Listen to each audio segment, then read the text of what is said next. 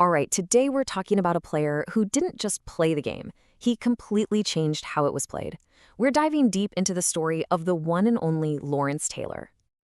I mean, just let that quote sink in for a second. An emissary from another planet. That's how people who saw him play described him. From the moment he stepped on the field, it was just obvious. This guy was different, a force the league had never seen and had absolutely no idea how to handle. So, who was this guy really? To understand his incredible impact, you kind of have to look at the whole picture, the myth, the man himself, and yeah, all the mayhem that seemed to follow him. Okay, let's get into it. First things first, let's talk about how Taylor's raw talent literally forced the entire National Football League to evolve. Okay, so for decades, the football playbook was pretty simple, right? If a linebacker blitzes, the running back picks him up. That's it. It was just football 101. But LT came along and just shattered that rule. He was too fast, too powerful, running backs didn't stand a chance, and the entire league had to literally throw out their game plans and start from scratch. And this is what's so fascinating. You can actually see this strategic arms race play out in real time. First, they try running backs. Nope, they get run over. Okay, then they try pulling an offensive guard to help.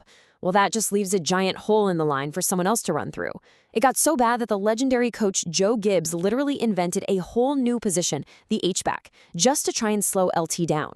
Eventually, teams realized the only answer was to use their massive athletic offensive tackles, which completely changed the value of that position, all because of one guy. And that's coming from Joe Gibbs, one of the greatest offensive minds in history. You just didn't create a whole game plan for one defensive player. It wasn't done. But with Taylor, you had no choice. This wasn't just a small adjustment. It was a revolution. He was a problem that needed a brand new solution. And this guy didn't ease into the league. His arrival wasn't like a ripple in a pond. It was a full-blown tidal wave, right from his very first season. The year is 1981. And in his rookie year, Taylor doesn't just play well.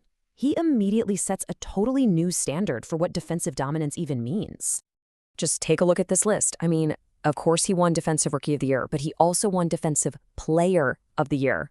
Not rookie, player, as in the best defensive player in the entire league. To this day, he's the only rookie in NFL history to ever pull that off. Just think about that for a second. His impact was so insane, so immediate, that his own teammates started calling him Superman. They joke around that his locker should just be a phone booth. They had never seen anyone with that combination of pure athleticism and just, well, ferocity. And get this, he wasn't even alone out there.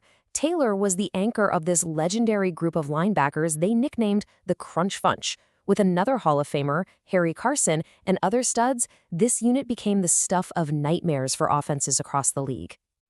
But as his star was rising to its absolute highest point on the field, a much darker story was starting to unfold off of it. Let's go to 1986. This was the absolute peak of the mountain for Lawrence Taylor.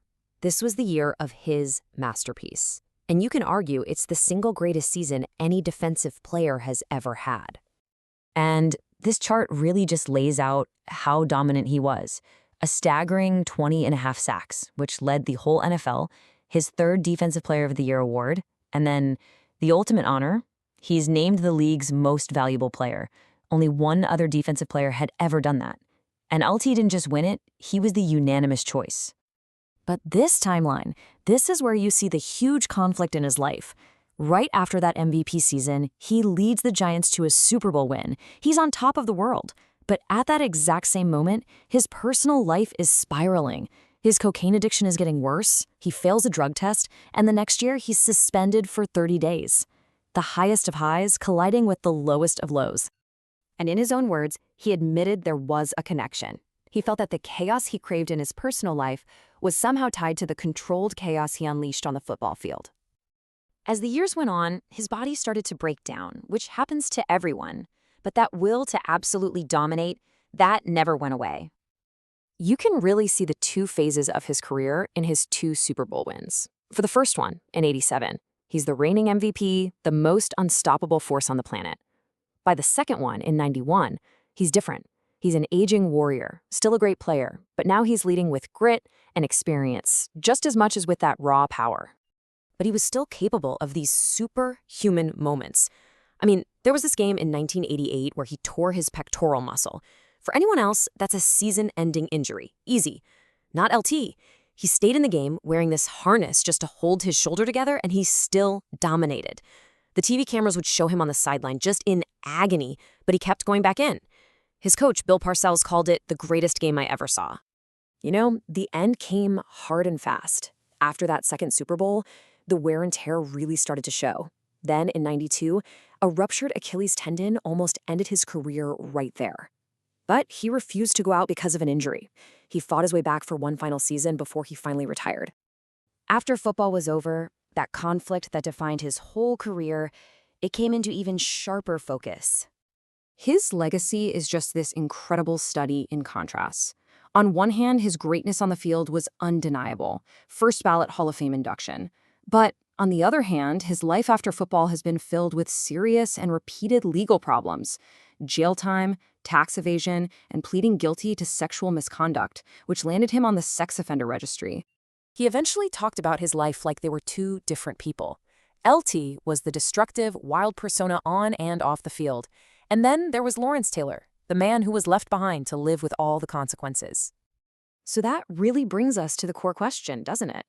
His legacy is anything but simple, and there's no easy answer here. It forces us all to ask a really difficult question. How do we remember our heroes when the myth and the man are just impossible to separate?